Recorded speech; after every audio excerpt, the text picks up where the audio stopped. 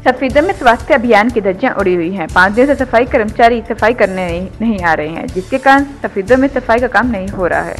सफीदा में सफाई कर्मचारी 5 दिन से हड़ताल पर बैठे हुए हैं। नगर पालिका कर्मचारी की मांगों को पूरा नहीं कर रही है।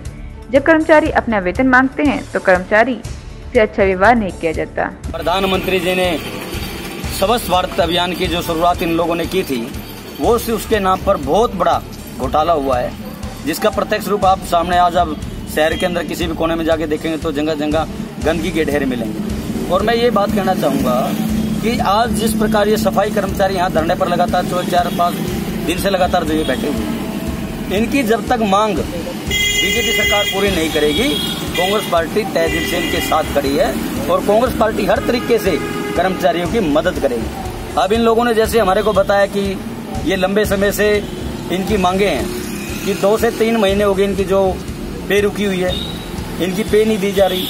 अब ये गरीब आदमी है, इन्होंने बच्चों की फीस देनी होती है, राशन पानी का पैसा देना होता है और अभी त्योहारों की भी स्टार्ट हो चुकी हैं, क्योंकि हमारे हिंदुस्तान के अंदर हम सभी धर्मों को मानने वाले आदमी, हम सभी धर्मों को बड़े भारतवर्ष के अंदर खूब अच्छे तरीके से उन धर्मों को हम मनाते हैं। उसके बावजूद भी जो है आज कर्मचारी बड़ा हताश है, क्योंकि उनको सही समय पे नहीं मिल रही। अगर सफाई कर्मचारी की बात करें, 2 महीने की इनका तनख्वाह नहीं मिल रही, 2 से 3 महीने। इसके साथ साथ में LTC वेतन जो 3 साल में एक बार इन लोगों को मिलता है कर्मचारियों को, वो भी जब से बीजेपी सरकार बनी है इनको LTC का भी इनको वेतन नहीं दिया गया। 40 सफाई कर्मचारी इन लोगों ने BC रेट पे रखे थे, उनकी तनख्वाह नहीं दी 6 महीने से। उनसे 6 महीने काम किया और नंदीशाला के अंदर रखा, उसके बाद उनसे 6 महीने काम कराकर उनको यहाँ से दबा दिया गया। तो मैं इसके साथ साथ अगर बात करें, हमारे 3 यहाँ के जो सफाई कर्मचारी है उनकी सर्विस बुक के जो पेंडिंग है, उसमें राजेंद्र बोत भी हैं जो कर्मचारी संघ के पूर्व अध्यक्ष रहे हैं। इसके साथ में सूरज भांजी जो यहाँ के सेक्रेटरी हैं, इनके साथ में पप्पू जी हैं। यानी कि मेरे कहने का मतलब ये है, आज तक जितने भी सरकार आई है, अगर सबसे विफल सरकार की अगर हम बात करें तो वो बीजेपी की सरकार है।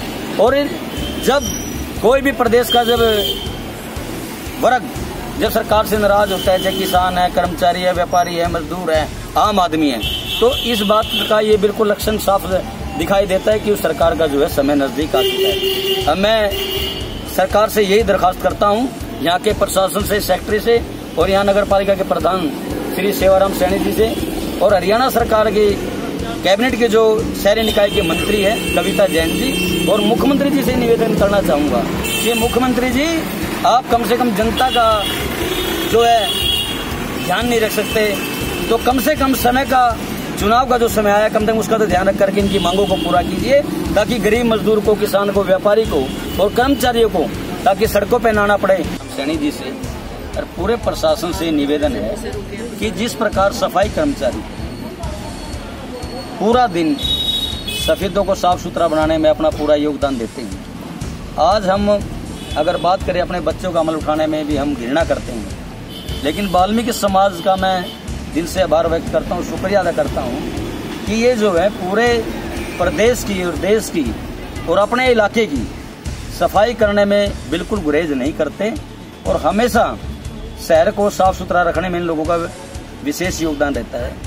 इसी के साथ मैं प्रशासन से ये भी निवेदन करना चाहूँगा कि जो मैं सफाई कर्मचारियों के भाइयों से जब मैं बात कर रहा था, तो इन्होंने मुझे बताया कि जब हम किसी दफ्तर में जब सेक्रेटरी से या सेंट्री इंस्पेक्टर से या किसी और अकाउंटेंट से या किसी से भी जब हम नगर पालिका कर्मचारियों से, कोई अधिकारियों से जब कोई बात करते हैं, तो वो जो है वो सही तरीके से उनका बेव जो होता है बात करने का, वो अच्छा तरीका नहीं होता। तो मैं सत्य खबर के माध्यम से और अर्थ प्रकाश के माध्यम से ये बात कहना चाहूँगा कि वो जो है इनके साथ एक अच्छे लहजे से, एक आम अधिकारी होने के नाते वो एक अच्छे नागरिकता का परिचय दें और इनकी बात सुने, और जो बात इनकी वाकई में जो सच है और जो इनकी लागू करने के लायक है, तो इनकी बात भी मानी जाए और इनको सम्मान भी मिले काम के साथ साथ। क्योंकि देखो, जो आदमी काम करता है तो सम्मान भी चाहता है। तो मेरा प्रशासन से ये भी अपील है कि कम से कम आप इनको कुछ नहीं दे सकते तो कम से कम इनको सम्मान तो जरूर दें।